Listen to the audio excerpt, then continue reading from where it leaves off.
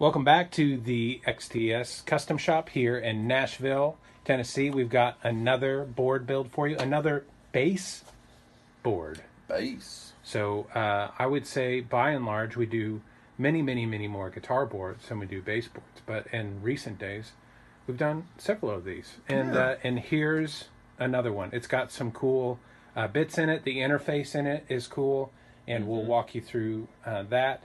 Well, I won't be able to do it. I'm holding the camera, but Eric's here. Eric, would you walk us through this? I would love to. So, as we said, baseboard. So, it's got a lot of output options on the interface here. Let me try to get those labels in there. Yeah, so I got them. Fire away. So, just the regular in-out. Well, really, 3 outs. So, it's got 1 input, 3 outputs. One of them is dry all the time, so it's just stems. It's essentially a turnaround that can be muted though with the volume. So and tuned. And tuned, yes. So the dry out is just for your bass, right to tape or to house or whatever is going. And then there's 2 other outs, one meant to go to a DI, and there's a switch here that allows it to have effects or to be dry. And then there's another one that is isolated to go to an amp. Or really, these 2 can go wherever you want them. This one's meant for an amp because it's got a lift switch on it and a transformer in there. And then it has a switch as well for feed. So, ironically, you could take this board and have 3 outs that were all dry. And not use any of the effects. Yeah, not use any of the effects, if you wanted to. Or you could have 1 dry and then 2 affected sends, or 2 dries and 1 affected send. Yeah. So I think the big thing here is flexibility. Go into any studio... Yeah, and be able to deal with the wants or needs of any engineer. Mm-hmm. And there's also an insert on there to add a pedal. Excellent. Whatever you would like. Excellent. Well, so we start at the interface, and then what do we do here? So it comes in, and then it right away hits this volume pedal, which is one of Justin Butler. Is that his name? Yep. Butler. He does these through tones. Yeah, these are very cool. He does. I gotta assume that he's so good at doing these cables because he's done so many of these. Yeah. But he does this really good quality cable in there and a good buffer. So if you like the feel of these, this is probably the one to get. Can you repeat that last line again?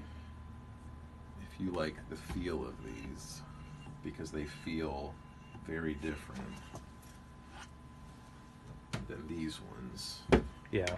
That's kind of the hardest transition, right? If you've got a guy who's addicted to VP Juniors, and the feel of that there is no amount of tightening the screw on that Volume X that's going to make that feel the same. No, and it's going to get loose, and then it's going to get uneven, and it's the way that cam works in there. Yeah, it's not good. But I mean, it's good if you want something fast, but it's not good if you want something draggy. So all that to say, these are cool. Yep. Hits this, right away turns around to do that dry split, and then we come back into the board to do the effects, which is a wah pedal. Or no, actually it goes to the looper thing here. No, it doesn't. It goes to the Son of Kong first. Wah first.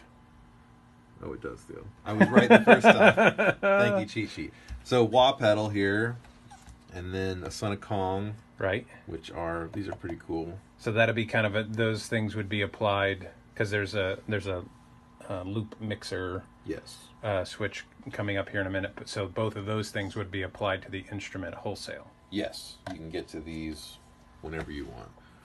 So out of the Son of Kong into this looper device here, which is a, I guess, looper blender from OC. Is it one control? It is one control. Okay. Yeah, I was just being cool and abbreviating it with their little half infinity sign. Yeah. Almost there. Either way, blender is cool for bass because you don't lose your low end on anything. Mm-hmm. So within this loop is the octave pedal here, which is cool. Sorry, I got mesmerized. I was just sticking on that looper and you moved and I forgot to move the camera. But I'm with you now. Yeah. Octave pedal. Fun Aguilar thing here. A chorus pedal that we modded with taking the transformer out and feeding it 18 volts from the supply there. So no power cable. No power cable. Noise. Is good times. Then an aftershock pedal, which has another clean blend on it, so you can just be clean blending for days with these 2 things here. if you want. But this is cool though. I like the sound of that thing. And you can have different presets here that you can set up via their. Yeah, you can do their thing, and we left some room back here to be able to fish the computer cable in there if you need to. Yep. To do whatever with their software.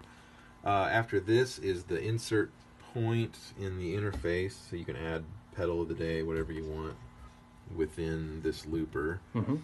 And then it comes back into an HX stop here, these are super awesome for bass also. Yep. So chorus, all sorts of modulations, more dirt amps even you could run. Amps in there, a bunch of bass pedals. Yep. All the EQ stuff. Fuzzes. Oh, so many things. So jack of all trades. Auto wahs. Why not? You could just do. They've upgraded it from. It was 6 blocks before, right? It has 8 blocks in it now. It has 8 this now? one doesn't. We didn't upgrade it because he's got a bunch of presets in there. I don't want to mess with it. If it's a brand new pedal, I will always update it, or if a client asks for it, I'll update it to the current thing. But if it's something where they've got a bunch of presets they've already built, I would prefer not to mess with it. We always kind of follow that, that doctor rule, right? Do no harm. Yeah, it's good. Yeah. And so I don't want to assume anything and make a what. Yeah, better safe than sorry. So this is a 2-tier deal, but this is not a hinge tier. It's not. There's nothing under here, but there's just a supply in that interface back there. There's nothing that needs God at under there. So no need for the extra expense or complication of the hinge itself. Yeah, if anything under there goes down, this whole board is worthless anyhow. So yeah, there's nothing really serviceable. Right, you couldn't save the day. Yeah, is our thought with this. Sure, and it saves a bit of money and time and all that stuff. Yep, definitely. Well, cool, Eric. Great bass board. Yeah, this thing's awesome. If I was a bass player, I would love this. Well, if you're a bass player and would love this or something like it, give us a call here at the shop, and we'll hook you up. Till then.